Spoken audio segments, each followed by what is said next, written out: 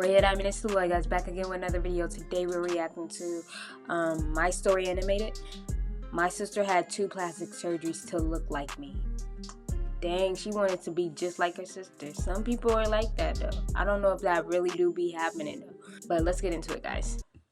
Hi, I'm Violet from Washington, and I have a really personal story to share today. But before I do, please like and subscribe. My mom gave birth to identical twin daughters, me and my sister Sophie. So of course, my parents dressed us in the same clothes. Okay, and yeah, our they were hair with twins. matching ribbons. But people could easily tell us apart for one reason. Sophie was born with a minor facial distortion. Her eyes were a little lopsided, and her mouth was almost as low as her chin. I, on the other hand, looked like a frickin' porcelain doll. And everywhere we went, people would ooh and ah at me. She's just too lovely to be real. Look at those brown eyes.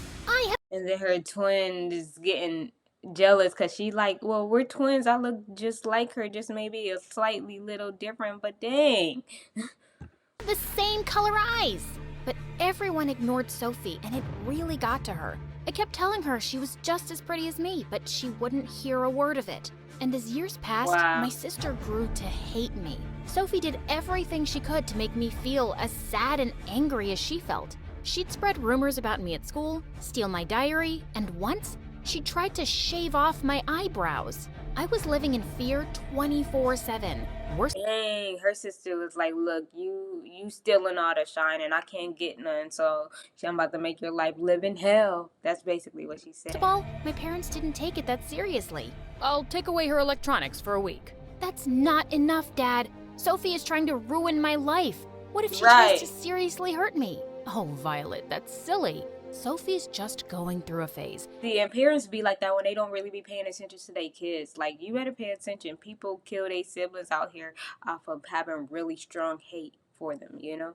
And we would never let her harm you. They didn't understand. And when I turned 14, things really turned upside down. One afternoon, I came home from school to find Sophie in the living room with my parents, and they looked furious with me. How could you do something like that, Violet?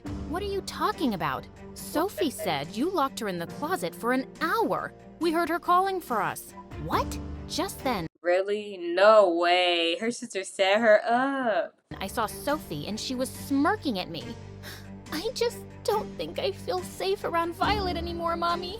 How can I trust her after what she did? Guys, she's framing me. She locked herself up in the closet. And why would she do that? That's just twisted, Violet.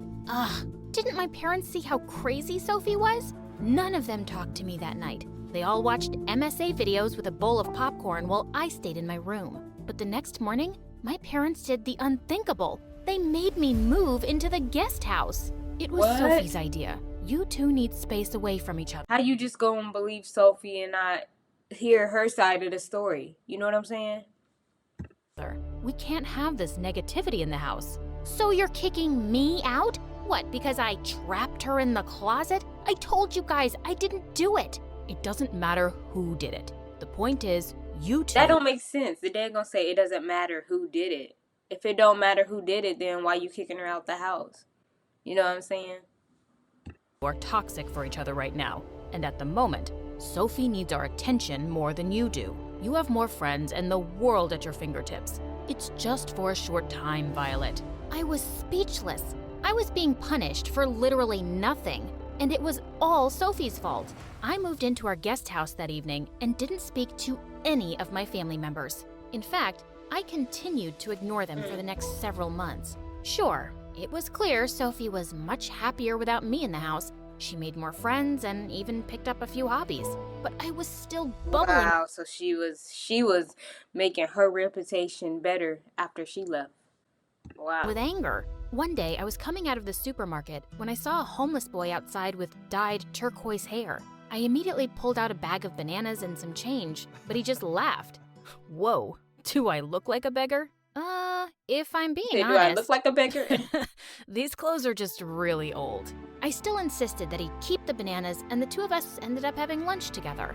I found out the boy's name was Easton, and he lived in an apartment down the block. He was also an absolute sweetheart. I told Easton all about my home situation and Sophie's issues with me. and he had a They seem like they're gonna become good friends. brilliant idea. Pretend to run away from home. Leave at midnight and leave a note. Turn off the location services on your phone and you can stay at my place. They'll get so scared, they'll beg you to move back. Okay, it's her first time meeting this dude, and I know he's trying to so-called help her, but I only feel like they don't know each other. So it's like a stranger sitting over here giving you advice, telling you how to go about the situation in a very scary way. On top of that, will let you stay with him. Like, you don't know this dude, you don't know what he's capable of. In with them. They might even finally punish your jerk sister. I was sold. My whole family deserved a little scare. So that night, I sent a text to both my parents to tell them my plans and switched my location to private. I spent the next 2 nights at Easton's apartment. His family was really poor and I had to sleep on a torn cot, Wow. but I felt fantastic. My parents were probably going crazy. Maybe they think you joined a gang. Or they think I'm pregnant and ran off to get married. Unfortunately, the fun didn't last long. The next morning, my parents burst into Easton's apartment with several cops. They hugged me and cried for a moment, but Are you serious? They found her that fast? then they were furious. Why would you scare us like this? We had no idea what was going on. Sorry, but you kicked me out for no reason and then neglected me for 6 months. I needed to teach you a lesson. Teach us a lesson? Violet, we know the living situation isn't perfect, and we know we haven't been giving you as much attention. But just disappearing like you did? That's crazy behavior. Come with us right this second. After that, Mom let me move back into the house, but she watched me like a dog.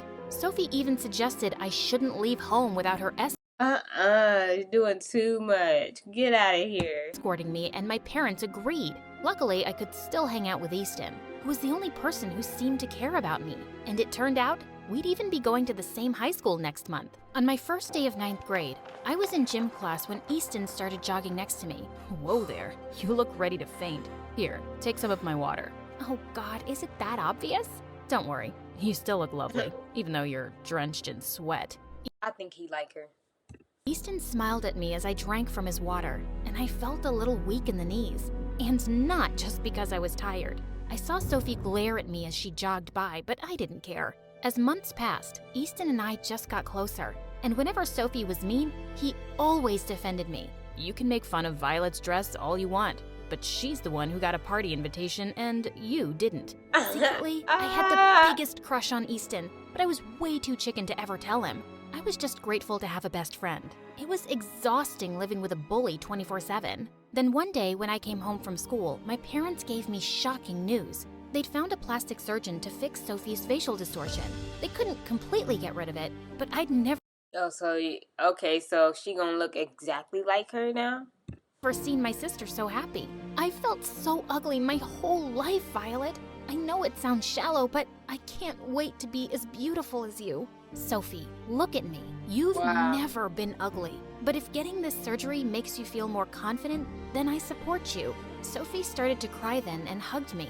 I stayed with her in the surgery room the entire time, and she even apologized for how she treated me. And I was glad. I was ready to give up our crazy fighting. After Sophie's surgery, things changed between us. Sophie didn't seem jealous Is it good or bad?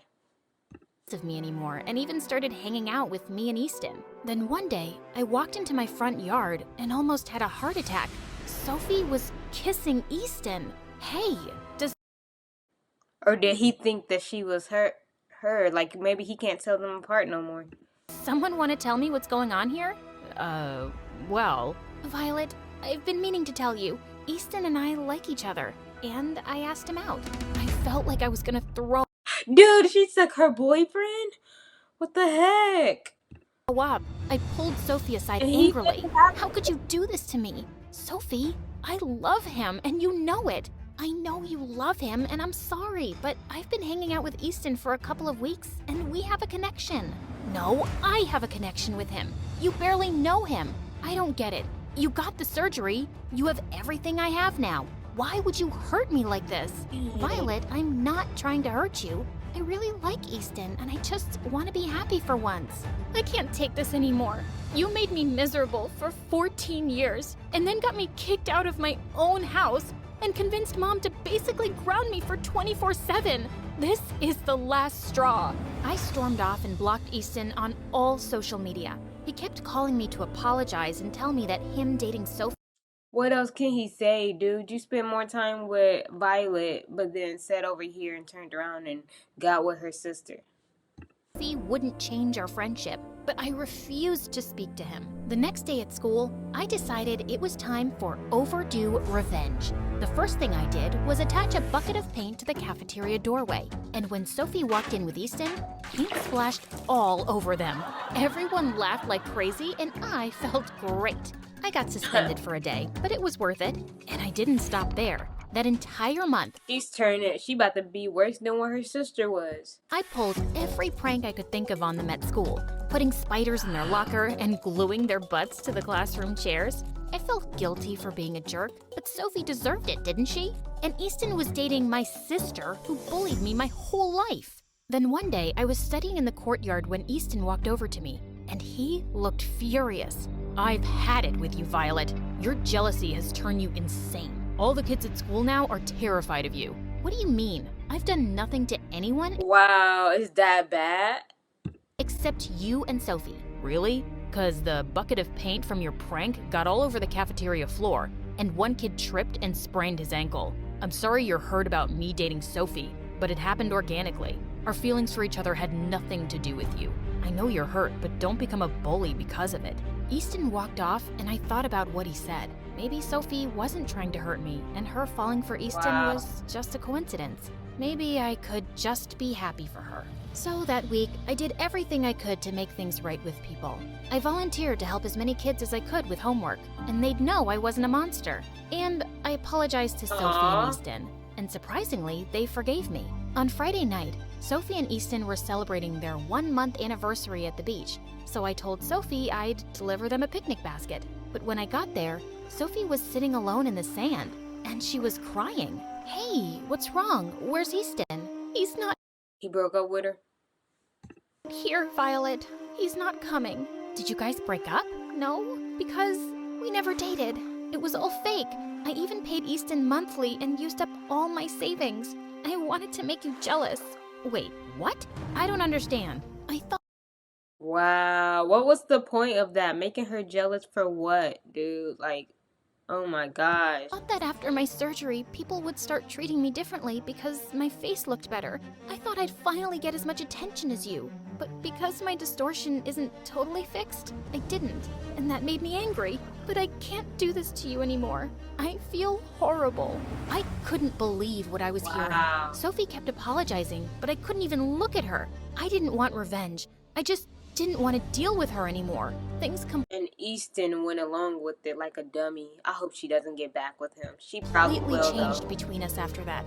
My sister and I both cut contact with Easton and became strangers to each other. It broke my heart, but I didn't know what else to do. We were toxic for each other. Before we knew it, high school ended and we both went our separate ways. A couple years later, I was walking around my university campus when I got a phone call. "Violet, it's Easton. I know we haven't spoken in years, but I need your help. My parents lost their house and are homeless. I'm doing Oh, so now you calling her for help, for money or something like that. everything I can to help them, but I'm desperate. I'm calling everyone I know for either money or food." My stomach was in knots. I still hated Easton for what he did, but he was obviously in a crisis. So I bought a bunch of food and clothes and arrived at the homeless shelter. "God, you're an angel. I can't thank you enough." "I'm not doing this for you. It's for your parents. And I never want to see you after this. Do you understand?" "Yes. What I did to you was unforgivable. Can I just tell you one thing? I never wanted to go through with Sophie's fake dating plan. The only reason I agreed to it was because my family's been struggling since I was a kid. I was always terrified we'd end up living on the streets. It's still no excuse, especially because I was in love with you." My head started spinning. I had no idea Easton had been suffering that much, and I had no idea that he'd loved me. I decided it was time to smooth things over. That night, I went right home and Look, she about to forgive him and get back with him. Dang near. convinced my parents to give Easton's family a loan. And then I asked if they could invite Sophie for dinner. "Oh, sweetie, that's a wonderful idea. She's doing well these days, but she talks about you a lot." For some reason, I was happy to hear that. When Sophie came over, she immediately ran to hug me. Violet, I am so glad you're here. Actually, I got you some presents. Sophie handed me a huge gift bag, and to my shock, she'd bought me all kinds of expensive presents. Perfume, jewelry, and even a brand new iPad. None of this makes up for how I've treated you over the years, but I love you, Violet, and if you ever want to have a relationship, I'm here. Thanks, Sophie. That means a lot. You did really hurt me, but it has been a couple of years. I can't forgive you overnight, but this is a good start. I also know you got in touch with Easton. If you ever want to date him, you have my blessing. It's a possibility, but first, I want to make things right with you. Though, of course, Sophie invited Easton over later and left us alone on our porch. I'm really glad you and Sophie made up. Do you think you can ever forgive me, Violet? I never really got over you. Wow, I didn't know that. But it will take me some time to trust you again. I understand that. I'm willing to wait as long as it takes. Thank you guys for watching. Stay tuned. I'll be reacting to more videos, and I'm out.